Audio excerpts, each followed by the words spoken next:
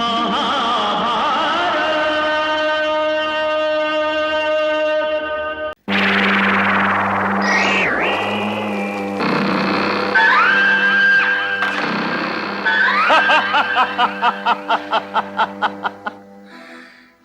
तो तुम्हारी पराजय हुई शकुनी। वो तो हो गई पिताश्री। परंतु हारना तुम्हें कैसा लगता है? आपसे हारना अच्छा ही लगता है, परंतु एक क्षत्रिय को हारना अच्छा नहीं लग सकता। चौसर में भी रणभूमि तो रणभूमि ही होती है, और जहां हार जीत होती तो वो रणभूमि ही है। परंतु ये तो खेल मात्र है पुत्र। जहां हार जीत का परिणाम निकलता हो पिताश्री, वो केवल खेल नहीं हो सकता। ना ही कोई हारने के लिए चौसर खेलता है और ना ही कोई हारने के लिए युद्ध ही करता है पिता महाराज। भरतवंश संरक्षक शांतनु पुत्र अपराजय वीर गंगा पुत्र भीष्म पधार रहे हैं। स्वागतम गंगा पुत्र भीष्म, स्वागतम। पुत्र, इन्हें प्रणाम करो। इनके चरण स्पर्श करना गंगा स्नान के समान है। प्रणाम। चिरंजीवी रहो वत्स। मेरा पुत्र शकुनी, आइए पधारिए।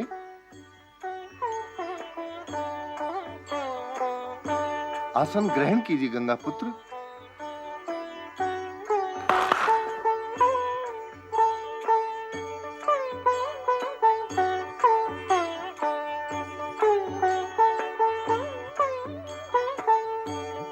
ये गांधारी अनारों का रस है गंगा पुत्र। गंगा जल के अतिरिक्त ऐसी मिठास कहीं और संभव नहीं।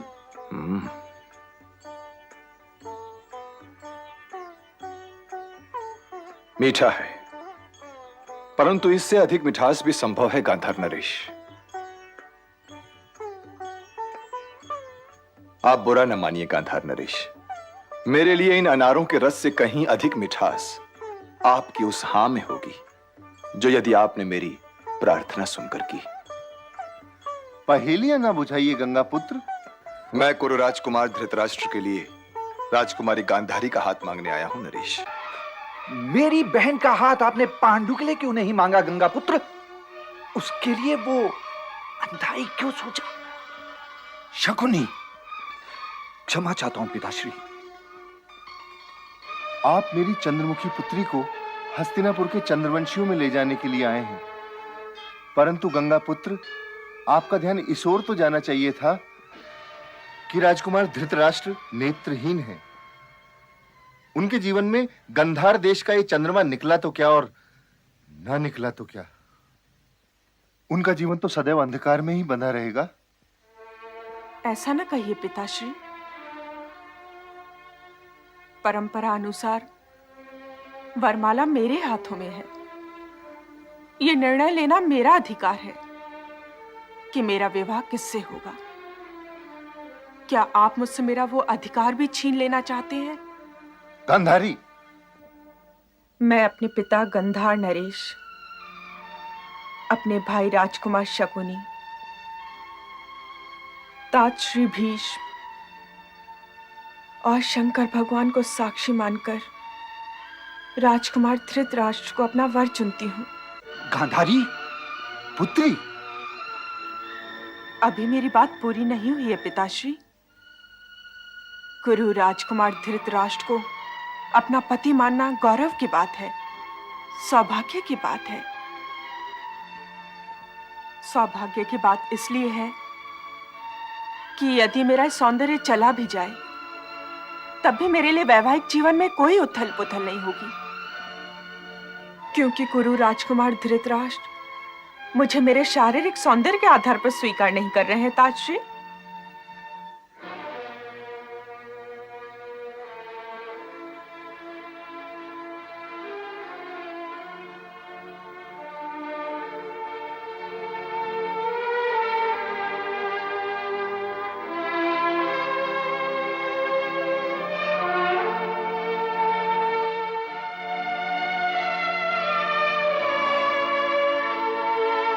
ये क्यों गांधारी? ये आवश्यक है ताजश्री। मुझे आशीर्वाद दीजिए। परंतु गांधारी, क्या पत्नी का ये कर्तव्य नहीं कि वो अपने पति के दुख को समझे?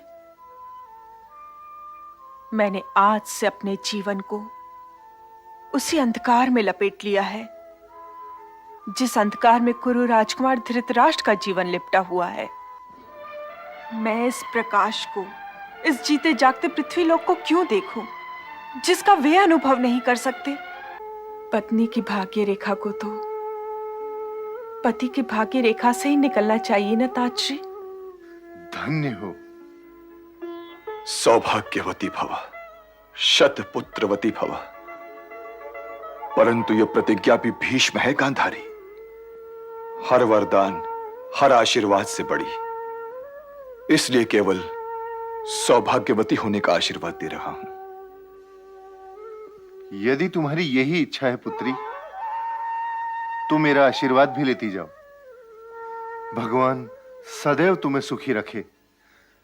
गंगा पुत्र, आप चलकर विवाह की तैयारियां कीजिए।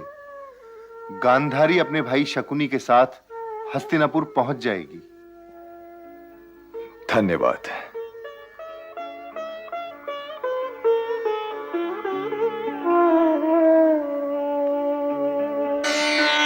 अंबिकानंदन महाराज धृतराष्ट्र की जय, महारानी गांधारी की जय, महाराज धृतराष्ट्र की जय, महारानी गांधारी की जय, महाराज धृतराष्ट्र की जय, महारानी गांधारी की जय, महाराज धृतराष्ट्र की जय, महारानी गांधारी की जय, महाराज धृतराष्ट्र की जय, महारानी गांधारी की जय।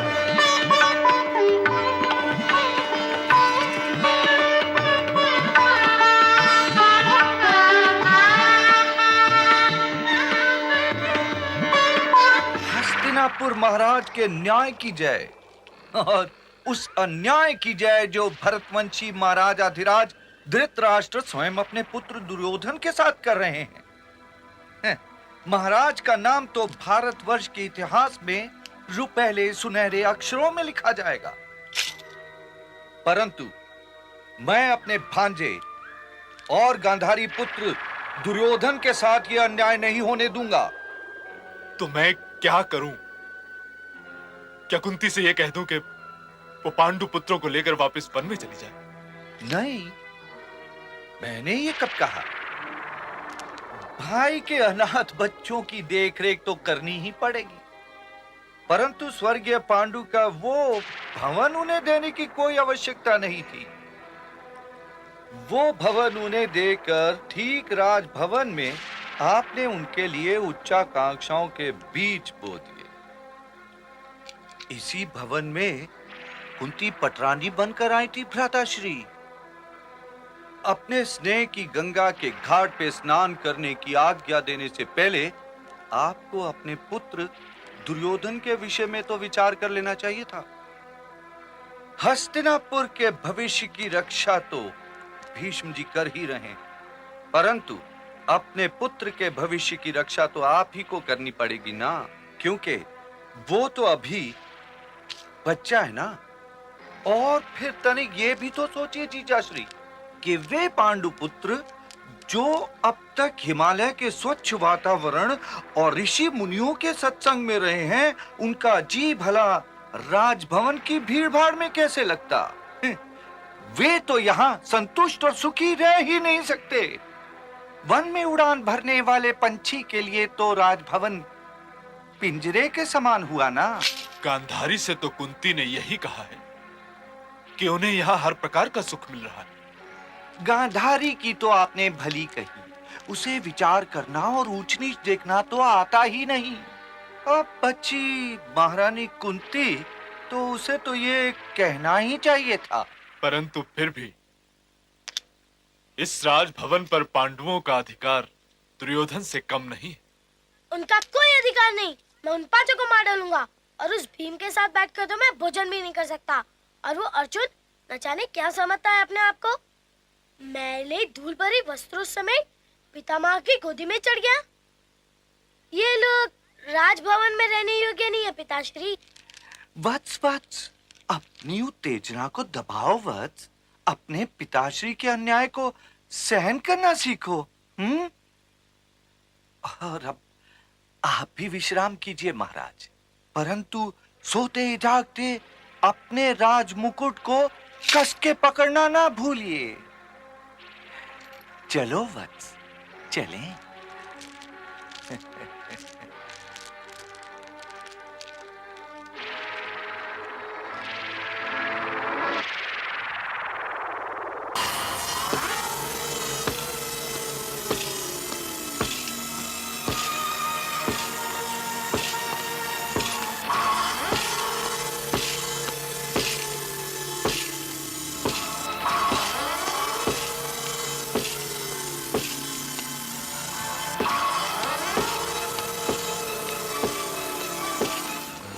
हस्तिनापुर के होने वाले नरेश को यूं आतुरता दिखलाना शोभा नहीं देता दुर्योधन। राजनीति का पहला नियम यह है कि राजा के मन की अवस्था का तो उसके अतिरिक्त किसी और को ज्ञान ही नहीं होना चाहिए। और तुम्हारा मुखमंडल तो एक भोजपत्र की भांति कोई भी पढ़ सकता है। मामाश्री, आप जो कहते हैं मैं केवल वही कहता हूं और करता हूं, परंतु फल स्वरूप तो अब तक इसके अतिरिक्त कुछ हाथ नहीं लगा कि राजकीय कोष लगभग रिक्त होने को है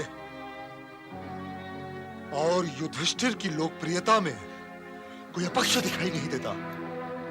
दिखाई देगा, प्राणों से प्रिय दुर्योधन दिखाई देगा। मैंने पुरोचन जी को इस शुभ कार्य में लगा दिया है। पुरोचन? वो बूढ़ा वास्तुशिल्पी? वो क्या कर सकता है?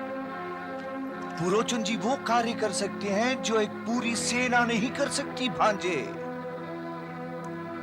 वारणावत में तो शिव समारोह हो ही रहा है ना? जी हाँ, और मैं उसमें जा भी रहा हूं। नहीं, इस वर्ष वहां युवराज युधिष्ठिर ही जाएंगे। पहेलियां मत बुझाइए मामाश्री।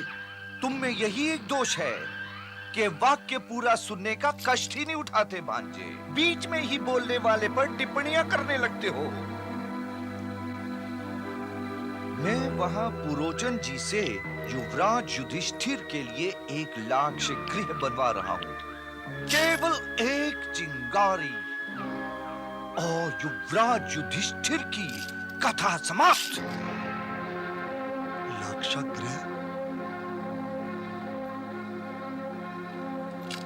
क्षमा चाहता हूं मामाश्री, सचमुच मेरी बुद्धि भ्रष्ट हो गई थी कि मैंने आपकी चतुराई पर संदेह किया। युवावस्था इसी का नाम है प्राणों से प्रिय दुर्योधन। परंतु इस शुभ कार्य में तुम्हारा योगदान बहुत आवश्यक है पुत्र। वो कैसे? वो है क्या कि तुम्हारे पिताश्री कभी कभार उधर झुक जाते हैं। वो अपने अनुज पांडु के पुत्रों को हानि पहुंचाए बिना तुम्हें हस्तिनापुर नरेश बनाना चाहते हैं और ये मानने को तैयार ही नहीं कि ये संभव है ही नहीं। तुम्हारा कार्य है उन्हें समझाना कि इस वर्ष वारणावत समारोह में तुम्हारे स्थान पर वो युवराज युधिष्ठिर को यदि भेज दें तो तुम प्रसन्न होगे, और यदि तुम इस कार्य में सफल हो गए भांजे तो समझो कि तुम्हारे तलवे से युधिष्ठिर का कांटा सदा सदा के लिए निकल गया और जीत अवश्य हमारी।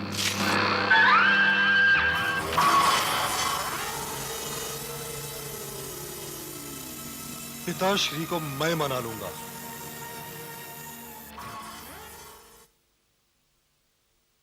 प्रिय दुर्योधन, क्या तुम मुझसे कुछ कहना चाहते हो वत्स? कह दो दुर्योधन, घबराओ नहीं, डरो नहीं, कह दो। देखिए पिताश्री, आप मेरा एक निवेदन सुनिए। आपने मुझे दिया हुआ अपना वो वचन टूट जाने दिया कि आप मुझी को युवराज बनाएंगे। मैं चुप रहा। आपने युधिष्ठिर को युवराज बन जाने दिया, मैं उस पर भी चुप रहा। और मेरे कहने से मेरे और भाइयों को तो छोड़िए, मेरा प्रिय अनुज दुशासन तक चुप रहा। परंतु अब हमारे चुप रह जाने की सीमा यहीं पर समाप्त होती है। मेरा प्रिय दुर्योधन सत्य कह रहा है महाराज। परंतु तुम्हारा प्रिय दुर्योधन कह क्या रहा है भ्राता शकुनी? मैं ये कह रहा हूं पिताश्री कि आप तो राजभवन से निकलते रहे और हमने आपको बहुत कुछ इसलिए नहीं बताया क्योंकि हम आपकी चिंता को बढ़ाना नहीं चाहते। परंतु ऐसा क्या अनर्थ हो गया है पुत्र? अनर्थ ये हो गया है जीजा श्री कि युधिष्ठिर ने सारी जन समुदाय का हृदय जीत लिया है। ये जानकर तो सभी को प्रसन्न होना चाहिए गंधार कुमार। ये जानकर ना तो मुझे प्रसन्न होना चाहिए जीजा श्री और ना आपको। वो क्यों? वो इसलिए पिताश्री कि युधिष्ठिर की लोकप्रियता का केवल एक अर्थ है, उसके तुणीर में उसकी लोकप्रियता का एक बाण आ गया है और वो निसंदेह उस बाण को आप ही की ओर चलाएगा। परंतु क्यों वत्स, क्यों? वो इसलिए महाराज कि वो राजगद्दी पर बैठने के लिए व्याकुल हैं। ये राजगद्दी भी अजीब वस्तु है, बड़े बड़े राष्ट्र भक्तों और पितृ भक्तों को डिगा देती है। भगवान की कृपा से आप अभी स्वस्थ हैं।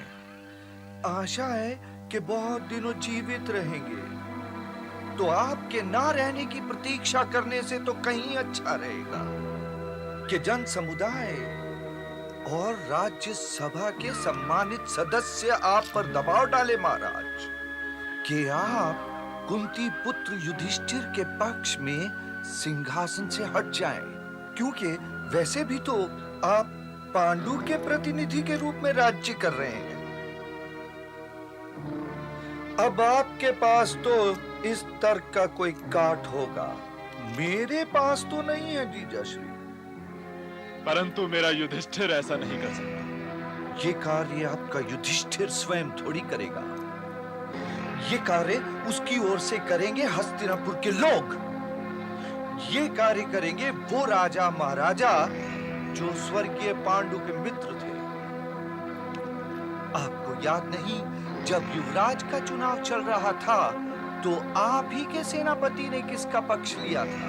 और 100 बातों की एक बात यह है पिताश्री कि मुझे युधिष्ठिर का अधीन बनकर जीना स्वीकार नहीं है। यदि शीघ्र ही आपने उनका कोई उपाय नहीं किया तो मैं प्रण करता हूं कि मैं आत्महत्या कर लूंगा। ये तुम क्या कह रहे हो पुत्र? तो मैं और क्या करूं पिताश्री, मैं आपको आदेश तो नहीं दे सकता ना।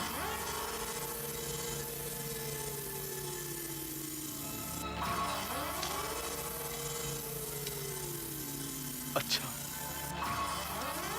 तो ये बताओ कि मैं क्या करूं? भगवान चंद्रमौली शिव शंकर के महोत्सव में महाराज की ओर से भाग लेने के लिए युवराज युधिष्ठिर का ही वाराणवत जाना उचित जान पड़ता है महाराज। वाराणवत? परंतु इस महोत्सव में तो सदैव मैं जाता रहा हूं भ्राता शकुनी। आप इसलिए जाते रहे हैं महाराज कि आज तक हस्तिनापुर के पास युवराज था ही नहीं तो सदा युवराज ही इस महोत्सव में जाते हैं ताकि उनका जन समुदाय के साथ सीधा संपर्क बना रहे। भगवान की कृपा से आज हस्तिनापुर के पास युवराज आ गया महाराज, तो उनका वहां जाना ही उचित होगा। परंतु भ्राता शकुनी, कभी कभार प्रश्न ना करना भी राजनीति है। आप तो जानते हैं कि शकुनी सदैव आपके और आपके परिवार के हित की ही बात करता है जीजा महाराज। आप ही पर तो मुझे विश्वास है। मैं आपके इस प्रस्ताव पर विचार करूं। ये सत्य है भ्राता शकुनी कि मैं अपने प्रिय पुत्र दुर्योधन के शीश पर हस्तिनापुर का राजमुकुट देखना चाहता हूं,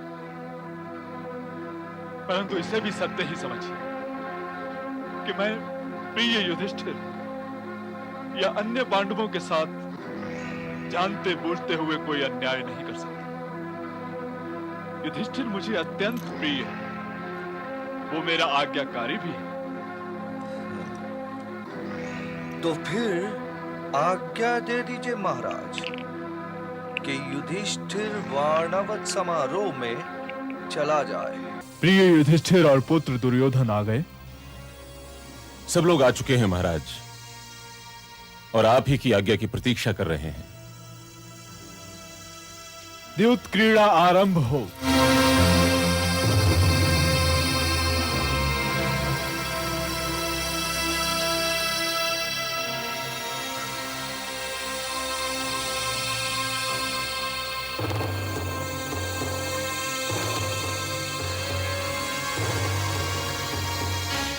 द्यूत क्रीड़ा आरंभ हो ज्येष्ठ भ्राताश्री।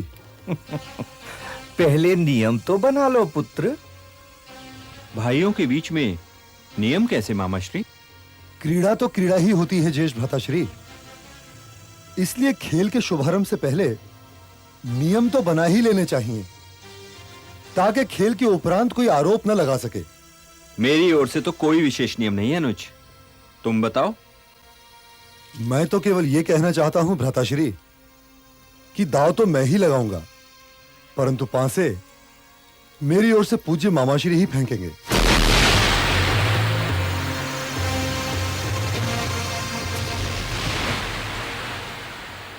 वो क्यों?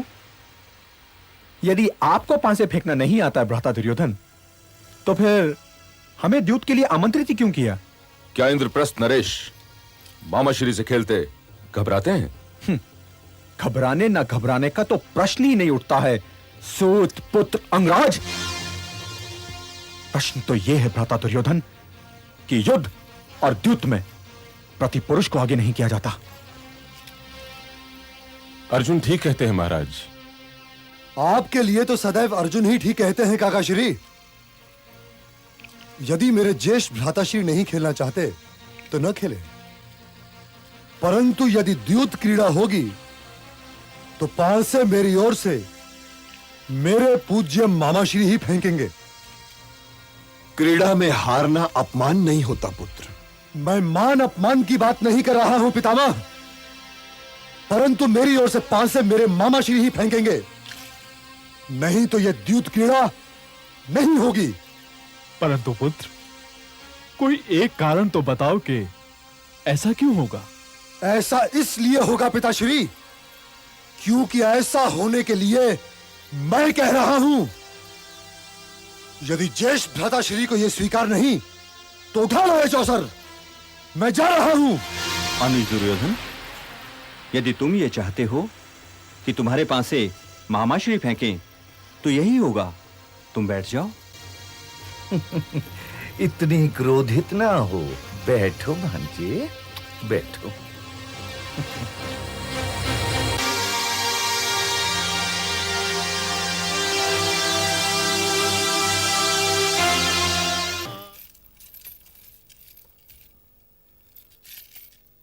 तुम इतने चिंतित क्यों लग रहे हो दुशासन? पांडव कल इंद्रप्रस्थ लौटने वाले हैं भ्राताश्री। जाने दो दुशासन, मैं भी जब उन्हें देखता हूं तो मेरी कनपट्टियों के नीचे एक आग सी सुलग उठती है और मुझे लगता है कि ये आग मुझे, मेरे व्यक्तित्व को, मेरे आत्मसम्मान को चाट जाएगी। उनका जाना तो प्रसन्न होने की बात है, परंतु मैं ये सब देखकर कैसे प्रसन्न हो सकता हूं भ्राताश्री? मामाश्री ने हमारे लिए जो कुछ जीता, पांडव वो सब लेकर इंद्रप्रस्थ लौटने वाले हैं। पिताश्री को भी मैं क्या कहूं? उन्हें नेत्रहीन कहने से कुछ नहीं होगा पुत्र। वे तो नेत्रहीन हैं ही, वे मूर्ख हैं। उन्हें मूर्ख कहो प्रिय दुशासन, मूर्ख। सारे मानव इतिहास में श्री श्री धृतराष्ट्र जैसा पिता कदाचित ही कोई निकले जो अपना जीवन अपने पुत्र के अधिकारों को किसी और के पुत्र को देने में बिता रहा है। आपके होते हुए मामाश्री इन्हें चिंता करने की भला क्या आवश्यकता हो सकती है? आपके तुणीर में षड्यंत्रों के अभी बहुत से वाण होंगे। सत्य कभी व्यंग का आधार नहीं बन सकता अंगराज कर्ण। हाँ, ये तुमने ठीक कहा। मेरे तुणीर में अभी वाण रिक्त नहीं हुए। तब तो मुझे आज्ञा दो मित्र। ठहरो अंगराज, जाते जाते ये तो बताते जाओ कि तुम्हें दुर्योधन अधिक प्रिय है या स्वयं तुम्हारा अपना शौर्य। बोलो अंगराज, हैं? बोलो।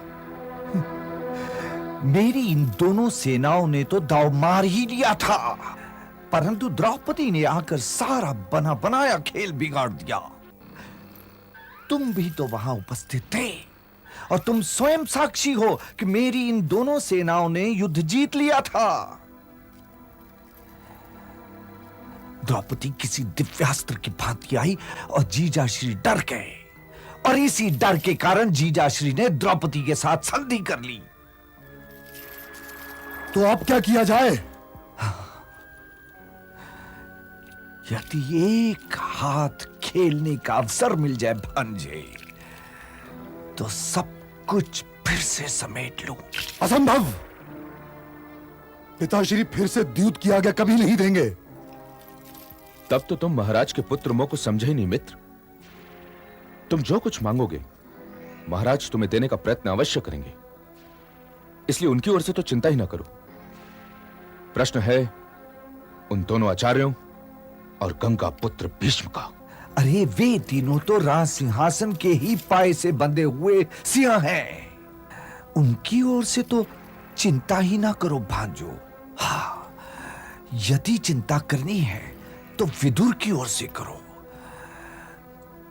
चिंता करनी है तो मेरी प्रिय बहन गांधारी की करो। तनिक मुझे ये सोचने दो कि तुम महाराज से जाकर कहोगे क्या। पांडव इस अपमान को चुपचाप सहन तो नहीं करेंगे मामाश्री। यदि उनके स्थान पर मैं रहा होता तो इंद्रप्रस्थ पहुंचते ही सेना लेकर हस्तिनापुर की ओर पलट लेता। कदाचित वे भी यही करेंगे। तो फिर हमें क्या करना चाहिए?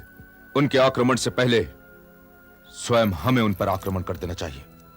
हाँ, आक्रमण। पहली बार तुम्हारे मुंह से निकला हुआ ये शब्द मुझे अच्छा लग रहा है अंगराज। आक्रमण। पुत्र दुर्योधन, पहला आक्रमण तुम करोगे गंगा पुत्र भीष्म पर।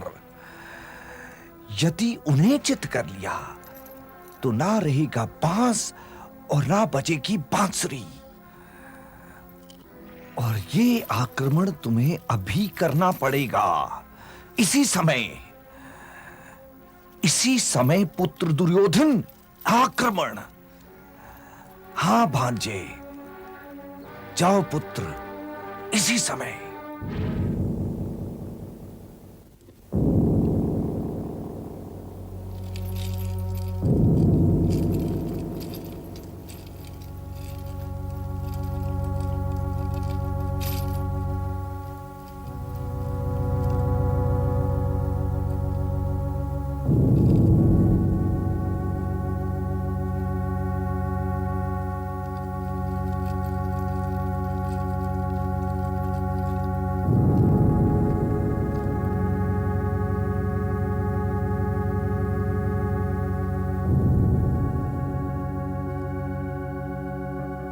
मित्र,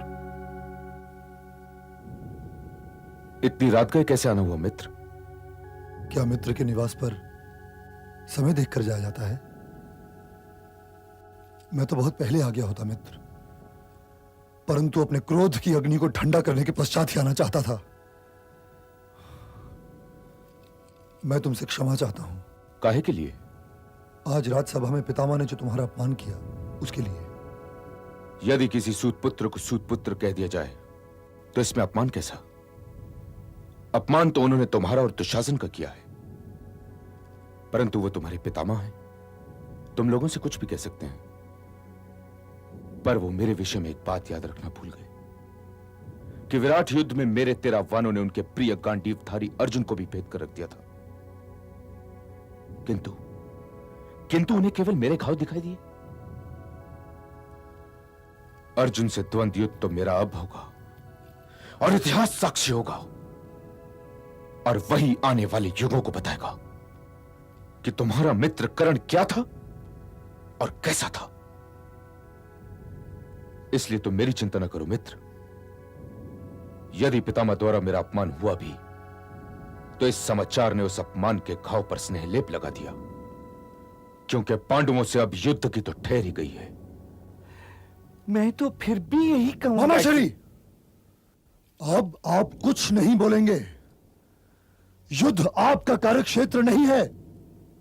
आपके षड्यंत्रों के कारण हम लोग भरतवंश के इतिहास को मुंह दिखाने के योग्य नहीं रहे। युद्ध का निर्णय लिया जा चुका है और मैं योद्धाओं की भांति चैन से सो सकूंगा।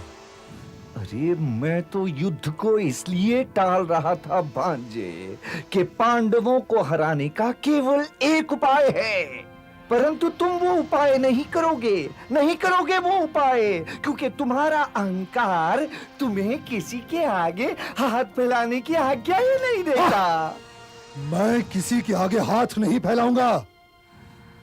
जीजा श्री ने ठीक ही कहा था कि पराजय तुम्हारे दुर्भाग्य में है, और ये दुर्भाग्य तुम्हें स्वीकार करना ही पड़ेगा। आप किसके आगे हाथ फैलाने को कह रहे हैं मामाश्री? मुझे बताइए ना, मैं भ्राताश्री की ओर से उनके आगे हाथ फैला लूंगा। नहीं, ऐसे विषयों में प्रतिनिधित्व नहीं चलता पुत्र, नहीं चलता। किंतु यदि ये युद्ध दुर्योधन जीतना चाहता है, तो स्वयं इसे जाकर वासुदेव से सहायता मांगनी ही पड़ेगी। यदुवंशी बड़े शक्तिशाली हैं। उनकी सेना भारतवर्ष की सबसे उत्तम सेना है। हाँ, यदि युद्ध हारना चाहते हो तो ना जाओ वासुदेव के पास, परंतु यदि ये युद्ध जीतना चाहते हो तो वासुदेव की उपेक्षा नहीं कर सकते पुत्र, नहीं कर सकते वासुदेव की उपेक्षा। जाओ वासुदेव के पास अभी। मैं तो इसे ही उचित समझता हूं कि हमें युधिष्ठिर के पास यह संदेश भेज देना चाहिए कि हम उस वासुदेव कृष्ण की माया से भयभीत नहीं हुए। स्वयं हम भी वो सब कुछ कर सकते हैं जो उसने करके दिखाया है। हम भी रूप बदल सकते हैं, हम भी माया द्वारा आकाश में उड़ सकते हैं, रसातल तक जा सकते हैं और इंद्रपुरी में प्रवेश कर सकते हैं यदि हम चाहें तो। हाँ भांजे, हाँ, पहला दूत उनकी ओर से आया था, तो अंतिम दूत हमारी ओर से ही जाना चाहिए। इन बातों में क्या रखा है मामाश्री? अब तो हम रणभूमि की ओर कूच करने ही वाले हैं, और वहीं उनके और हमारे बाहुबल की परीक्षा भी हो जाएगी। हास्य रस तो तुम्हें छू ही नहीं गया अंगराज, छू ही नहीं गया, परंतु मेरे विचार में तो यही ठीक रहेगा। परंतु मामाश्री, आपके विचार से वहां किसे भेजा जाए? यदि मित्र कर्ण को भेजा जाए तो कैसा रहेगा? अरे ऐसा तो सोचना भी नहीं भांजे, हैं? ऐसा तो सोचना भी नहीं भांजे, क्योंकि यदि अंगराज को वहां भेजा गया और इनको उनकी कोई कही हुई बात बुरी लग गई, तो ये तो वही युद्ध आरंभ कर देंगे और तब तक नहीं लौटेंगे जब तक ये विजय प्राप्त न कर ले। तो फिर तुम्हारी और मेरी प्यास का क्या होगा? क्या होगा तुम्हारी और मेरी प्यास का? इसलिए प्रिय दुर्योधन, मेरे विचार में पुत्र उल्लूक को उनके पास भेजना चाहिए, ताकि युद्ध से पहले ये भी तो उन्हें देख ले। यही उचित रहेगा मामाश्री, क्योंकि युद्ध के उपरांत तो वो देखने योग्य भी नहीं रह जाएंगे। बिल्कुल ठीक कहा भांजे।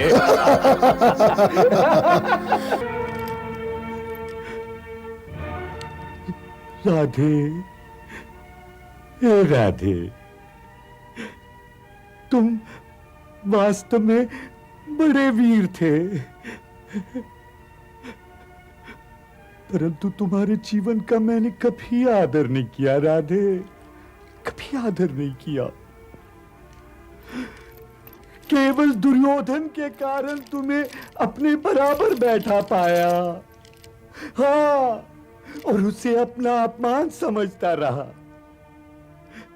और उस अपमान को मैं सदैव सहता रहा।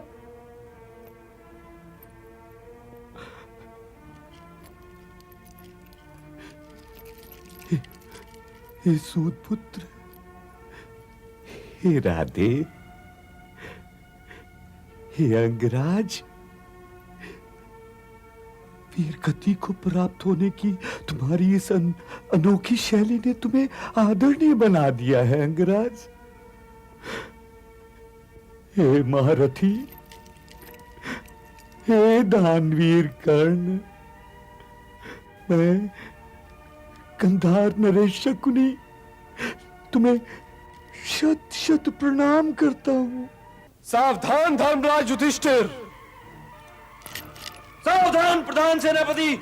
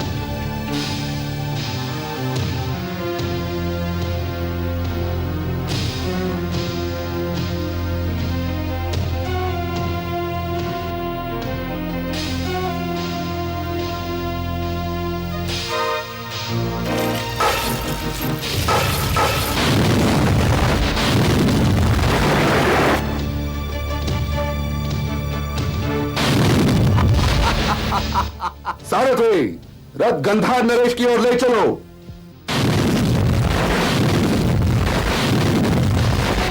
गंधार नरेश, सावधान। भांजे सहदेव, ये पांडवों ने किससे सावधान करना सीख लिया भला? हाँ? ये तो वीरों की परंपरा है भांजे। ये युद्ध क्रीड़ा भवन नहीं है गंधार नरेश, ये रणभूमि है। यहां पासे नहीं, वहां चलते हैं। कपट तो फिर कपट होता है ना भांजे, चाहे वो झूठ क्रीड़ा ग्रह हो या फिर रणभूमि। संभाल भांजे।